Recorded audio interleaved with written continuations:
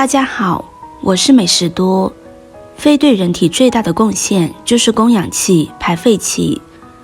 这个器官出问题，人体会不能得到足够的氧，或者积累过多的废气废物。一方面，氧是组织细胞赖以生存和发挥作用的基础物质，没有它，脏器罢工，人就不能正常生存。另一方面，废气堆积会进一步损害肺等脏器，护肺养肺非常重要。当下有个强健的肺部真的很重要。肺作为最重要的呼吸器官，我们要学会保护我们的肺。食物虽然不能治愈疾病，有些却可以帮助我们润肺止咳，对缓解哮喘也很有好处。红薯含有大量的粘性物质，可以润肺止咳，这是因为红薯中的淀粉分子经过加热之后会变成康精，而康精具有润滑肺部、缓解喉咙干燥、祛痰止咳的作用。红薯有助于清除体内的自由基，对肺部健康有益。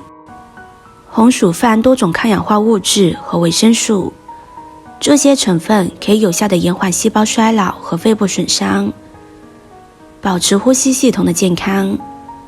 红薯能够滋阴润肺，适合肺火旺的人食用。中医认为，肺火旺者常表现为口干舌燥、咳嗽痰黄、皮肤干燥等症状，此时食用红薯可以起到滋润肺部、缓解症状的作用。红薯还含有丰富的膳食纤维和维生素 B 群，可以帮助消化、提高免疫力、改善情绪、缓解压力等。总的来说，作为一种天然食物，红薯对于肺部健康有很多好处，特别是对于肺火旺的人来说更是适宜，所以可以适当的将红薯加入日常饮食中，以保持身体的健康。莲子是我们生活中经常能见到的食物，它的营养价值很高，深受广大老百姓喜爱。莲子能够润肺止咳，冬季是肺部易受凉的时候，多吃莲子有助于保持肺部的湿润。莲子中的维生素 C 和矿物质可以有效滋润和养护肺部组织，防止肺部炎症的发生。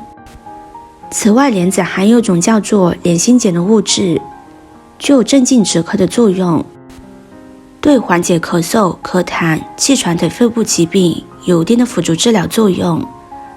莲子是一种滋补品，老少皆宜，有利于帮助补充气血，对于体虚的朋友更是不错的选择。长期坚持食用莲子，可以帮助提高身体的免疫力。莲子还能够降低血压，高血压是一种常见的心血管疾病。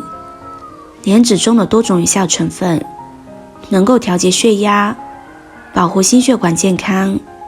其中，莲子中含有的黄酮类化合物有降压的作用，可以减少心血管疾病的风险。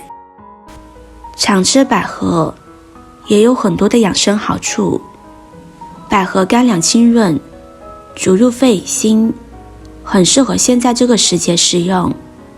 中医认为白色入肺，常吃白色食物对肺部健康是有利的。百合也是白色食物之一，它能清肺止咳、滋阴润燥，常用于辅助治疗肺燥、肺热咳嗽等症。百合还具有清心除烦、宁心安神的功效，对于神志恍惚、心神不安、心烦意乱等情况有较好的缓解效果，对于失眠多梦也能起到一定的调理作用。百合的钾含量是很丰富的，在蔬菜中名列前茅，而且百合的钠含量很低，这对控制血压很有帮助，因此很适合高血压的人群食用。